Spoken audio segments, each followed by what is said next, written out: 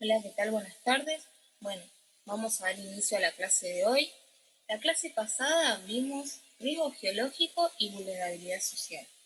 Bien, en la clase de hoy vamos a intentar ver las relaciones entre los desastres naturales y las desigualdades sociales, para lo cual preparé una presentación, que ahora la vamos a ver. Bien, como dije, las desigualdades y los desastres naturales. Para tener en cuenta esto, hay que saber cuál es el concepto de desastre. Bien, ¿qué es un desastre? Acá está definido, ¿sí? Se puede decir en simples palabras que un desastre es aquel acontecimiento que impacta de forma directa en la vida de las personas, sus bienes o el medio ambiente. Bien, los desastres se pueden clasificar en dos, antrópicos y naturales. ¿Cuál es la diferencia entre uno y otro? Bien, acá está la definición de cada uno en la presentación. Se puede decir que los antrópicos son aquellos producidos por el hombre. Bien, y los naturales, como la palabra lo indica, son aquellos producidos por fenómenos naturales. Por ejemplo, no es lo mismo un desastre provocado por un terremoto que un desastre producido por un incendio en una fábrica industrial, por ejemplo. Bien. En la siguiente imagen podemos ver cómo fue en aumento el riesgo de los desastres y vemos algunos números a escala mundial de cómo hay poblaciones que cada vez se ven más afectadas frente a estos desastres o se encuentran al borde de los desastres, ¿sí?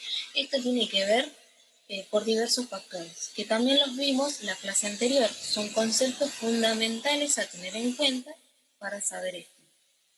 Por ejemplo, amenaza.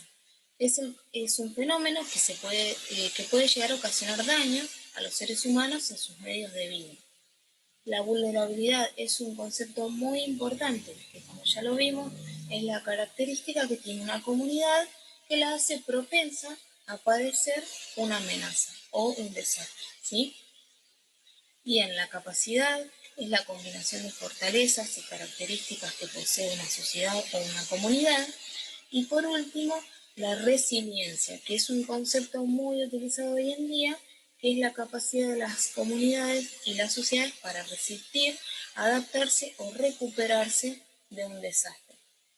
Bien, teniendo en cuenta esto, nunca nos hicimos la pregunta de ¿por qué prepararnos para un desastre? ¿Por qué sería de importancia prepararse para un desastre si vivimos en un país o en un territorio que no es muy propenso a verse afectado por este tipo de fenómenos?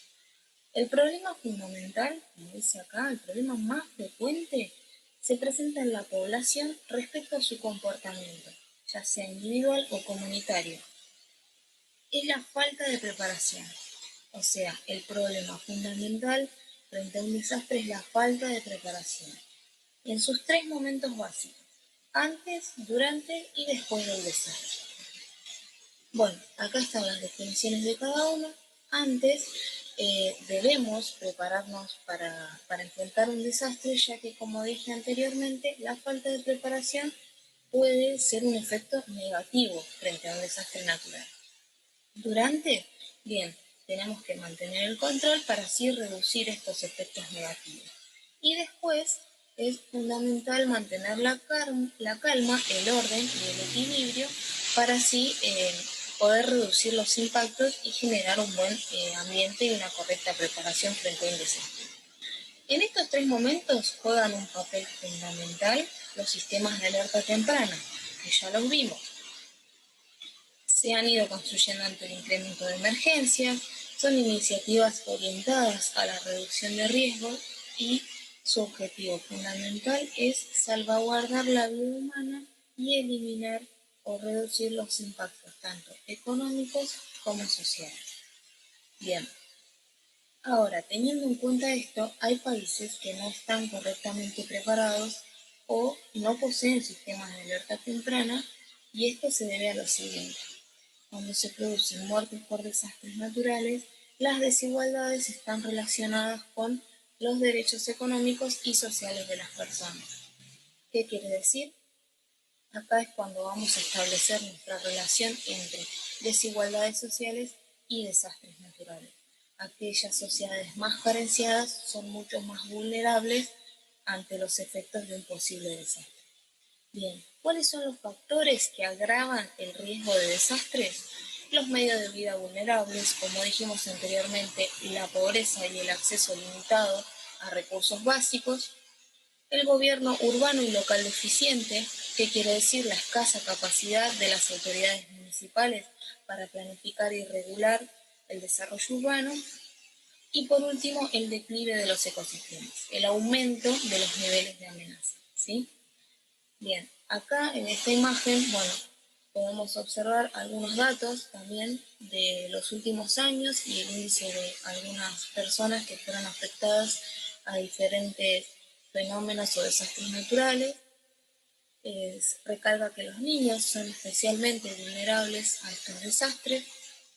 Bien, entonces llegamos a nuestra conclusión, que debemos intentar reducir el riesgo de desastres naturales.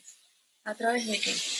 De estudiar las causas de los desastres, reducir la exposición a amenazas, es decir, no exponernos, disminuir la vulnerabilidad de las personas y los bienes y mejorar la preparación de las comunidades y las personas. ¿Sí? Perfecto. Bueno, ante cualquier consulta me pueden escribir en el Classroom. Sin más que decir, damos finalizada la clase de hoy.